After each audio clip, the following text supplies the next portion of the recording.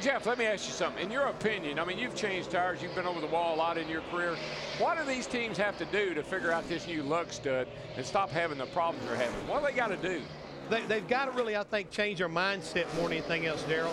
That's all it is. They've got to go back to what we used to always preach. You slow down to go fast. If you understand what the rhythm needs to be to get everything good and tight, that's what you've got to practice. And I think the teams that do it on a regular basis, 3 or 4 times a week, sooner or later they're going to figure it out and realize I've got to make it up getting around the car and not with my hands like I used to do when I came to changing tires. It's got to be with your foot speed now, not with just your hands. Well, I mentioned earlier in the telecast, I keep going back 2 weeks ago at Texas, what Tony Stewart told his crew.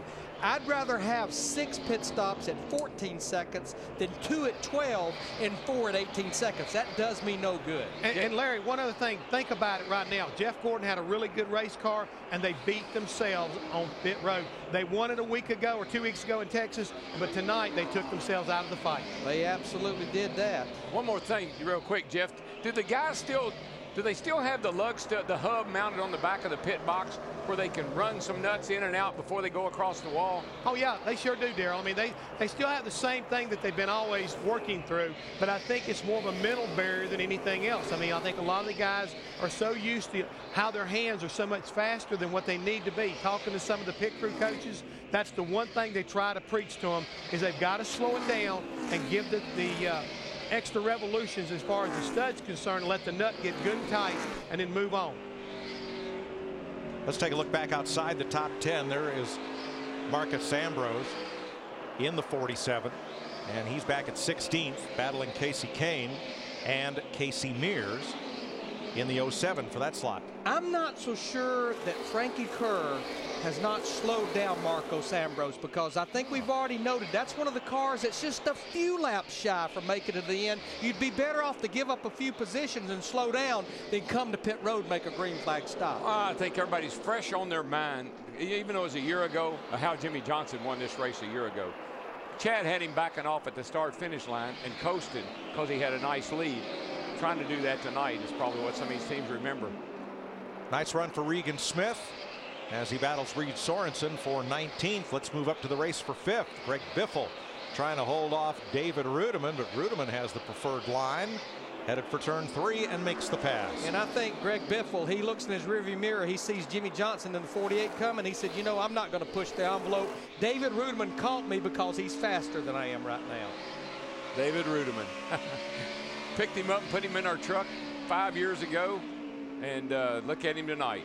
He's a Cup superstar. Look at him all year long. Yep. Well, Jimmy Johnson and Chad Knaus hit the right setup, but might it be too little too late? Johnson is at least on pace with the race leader, his teammate Mark Martin, but he's back in 6th place, 11 seconds back. He's going to need what he didn't need a year ago. They're going to need a caution to get back in this thing as far as up there racing their teammate for the win. Let's go back to 14th place. Jamie Mack had a practice brush with the wall, cost him a lot of practice time, but they managed to rebound, qualify 28th, and have moved up 14 positions to 14th. I think back to something Rick Hendrick said a year or so ago when he was talking about how many races Hendrick Motorsports was winning. He said, we didn't win a lot of those races. A lot of them were given to us. And if you think back to the race he won here on fuel mileage last year, that was sort of like a gift. And tonight, I mean, they're not giving them anything. You got the 24 or 2 laps down, the 48's and stuck back in 6th place. But Mark Martin is driving off from the rest of them. I'd say so. A little over 4 seconds. 28 laps to go in the Arizona desert. Mark Martin, the pole sitter, trying to hang on for his first win in quite a while. The Subway Fresh Fit 500 on Fox is sponsored by Subway, home of the famous $5 footlong. Subway, race hard, eat fresh. By Lipitor. By Lowe's, for all your home improvement needs. Lowe's, let's build something together. And by Sprint, NASCAR Sprint Cup Mobile. It'll change the way you experience the race. 21 laps to go. Here is tonight's NASCAR Sprint Cup Mobile monster moment. The pass for the lead. Mark Martin against Dale Earnhardt Jr.